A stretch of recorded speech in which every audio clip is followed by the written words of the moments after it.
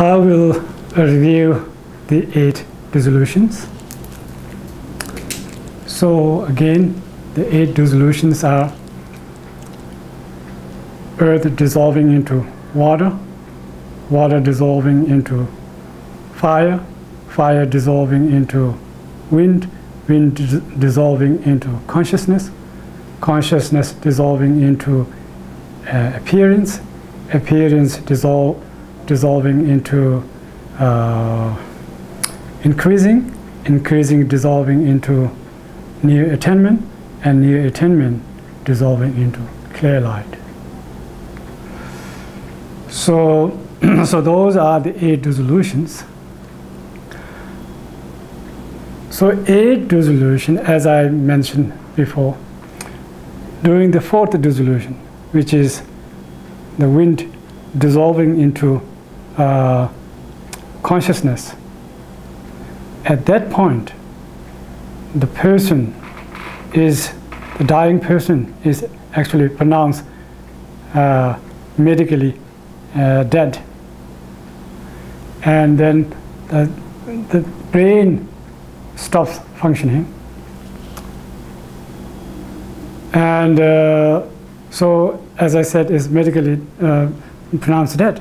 But still, according to Buddhism, the person is still not dead, because the consciousness is still in the body. So the consciousness really becomes subtler and subtler and subtler and subtler.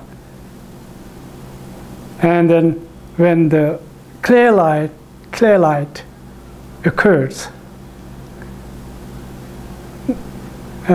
at that point, we would have the most subtle consciousness of any consciousness we have. At that point, that consciousness is really the most subtle consciousness. And also, the clear light, during the clear light, the great practitioners and high lamas, they stay so-called Tugdamda Shukpa in Tibetan, meaning staying in meditative state.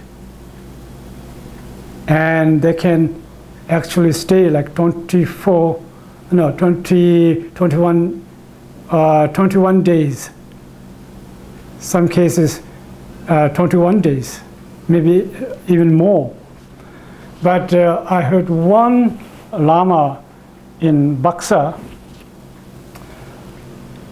Buxa, I heard it was a very hot place. You know, if you leave a meat just a few hours or one day, it'll get rotten. So surprisingly, this master, this Rinpoche, when he died, he stayed on the meditative state for 21 days, 3 weeks. And his body was still fresh. You might ask, probably ask, you might ask question, or you must be wondering why that person is not really dead. How do you prove that person is alive? As I said,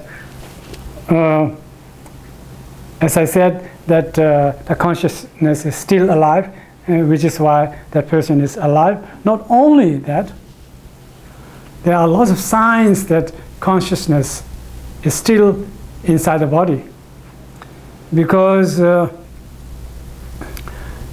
body, when the scientists actually check, they saw lots of this heat near the heart. Not only that, even one of my great masters, main teachers, Tio Khenso Rinpoche, Losang Wangchu Rinpoche, and when he passed away,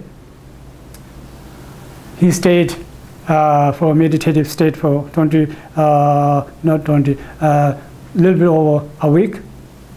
And that time I was there. We were performing lots of prayers and meditating, and we were there for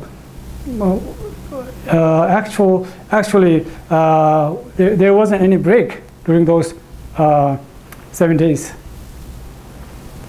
One person is always present there and reciting holy texts and so on. So we were in group that day. So not during those days, we were in group praying in the daytime, and then at night, then another, like in turn, the students would come and in turn maybe stay for 3 hours, 4 hours, and like that. So we all, a whole 24 hours, there were somebody reciting prayers in front of the holy body. So of course I was there, and I can see the whole body. The face is so youthful and so fresh. There were some dews on his nose as well. And the body, when you look at a real dead body, when you press like that, if you leave, it will stay like that. It won't retract. Excuse me. But those holy masters, their skins are flexible. They can retract. If you pinch and leave, and it'll go back, retract. And that's one. That is one reason that the Lama is still alive. Consciousness is still inside the body, and also the freshness of the face. That is also one indication. And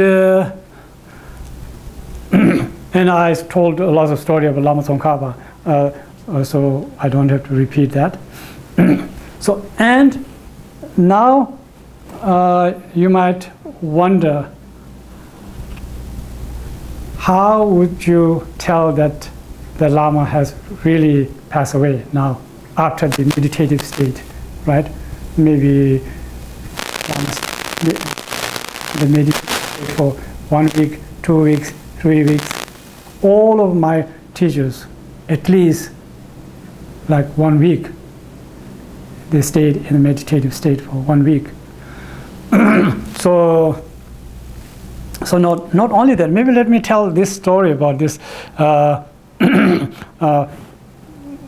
so-called Sudimjitima, the fragments of the morality.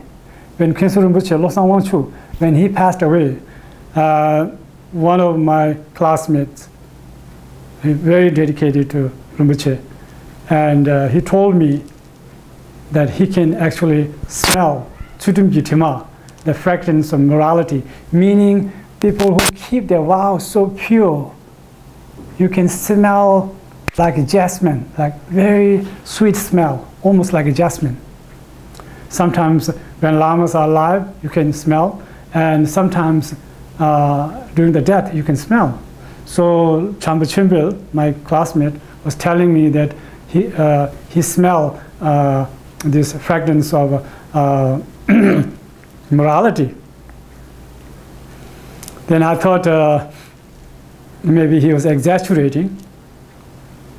So I went inside, and I went close to the door.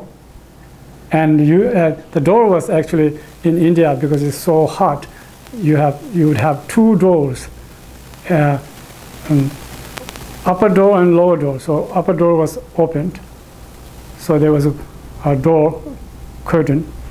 So I just slowly lifted the curtain, and then I peeked inside and tried to smell, and I can smell the fragrance of morality. It was amazing, and I was really amazed by those miraculous signs.